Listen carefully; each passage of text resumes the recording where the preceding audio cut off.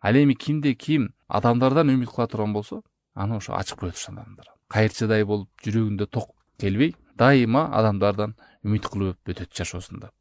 Кээ бир хадистерде келет, адам ушинтип адамдардын колунан үмүт кылып суранып өтүп кетсе, Аллахтын алдына келгенде бетинде эти жок болуп келет деп келген. Аллах сактасын. Момундун шарапаты түнкү намазында, ал эми күндүз адамдардын колунан үмүт кылбагандыгында деп келет. Кээ бир адамдарда колунда болсо деле, ошо көбөйтүш үчүн ашыкча бирөөлөрдүн колундагы байлыкка көз артып, алардан акча сурап, үстүнө эле карызга батып, ошондой адат болуп калат. Аллах сактасын. Мындай адамдын колунда болсо дагы ал адам кедей болуп жүрө берет.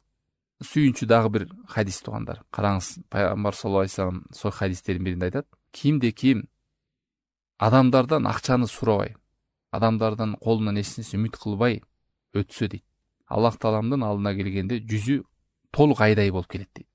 Аллах Таалам Куранда да мактаган ушундай адамдарды. Яхсабухумул жахилу агния минат тааффуф. Кээ бир адамдар бар, колунда жок болсо да колунда бардай жүрөт. Эмнеге? Себеби ал адамдардан сурабагандыктан аны адамдар ойлойт бай экен деп ойлойт.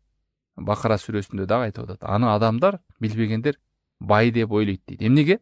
Ал адам сук эмес, көз артпайт, бирөөлөрдөн мындай үмүт кылып сурай бербейт дейт.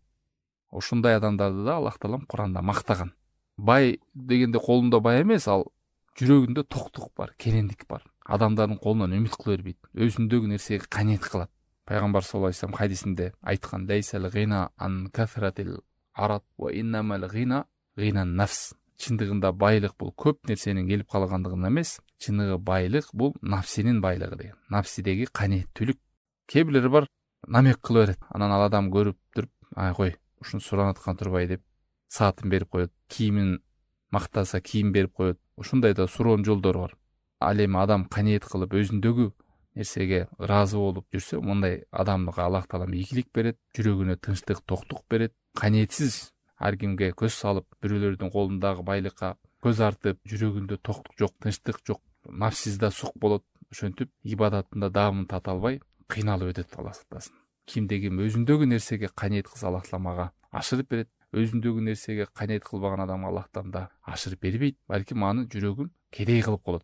Бейиште дагы пайгамбар саллаллаху алейхи вассалам сүрөттөгөндө бир нече адамдар сүрөттөгөн, ушу бейиш адамдары деп. Ошонун бири кедей болсо деле ал мутааффиф деген. Мутааффиф деген кедей болсо дагы кайырчылап ар бир адамдан сурап жүрбөйт деген. Өзүндөгү нерсеге канет кылып эмгегин кылат. Мына ошонун үчүн пайгамбар саллаллаху алейхи вассалам дуанын эң аягында "Вал гина, токчулук бер Аллахым, мага байлык бер, бирөөнүн мени үмүт кылдырба" деп атат. Бирөөгө барып мени сураттырба деп атат. Бирөөгө барып мени кор кылба деп атат. Канча деген хадистердеги өзүңөрдү кор тутуп карыз албагыла, бирөөлөргө муктаж кылып өзүңөрдү кор кылбагыла деген хадистер көп келген. Канча деген адамдар ошол суктуктун айынан, напсиси тойбогондугун айынан адамдарга кор болуп, ар кимдин эшигин каккылыктап, Аллах сактасын, ошентип жүргөндөр да бар.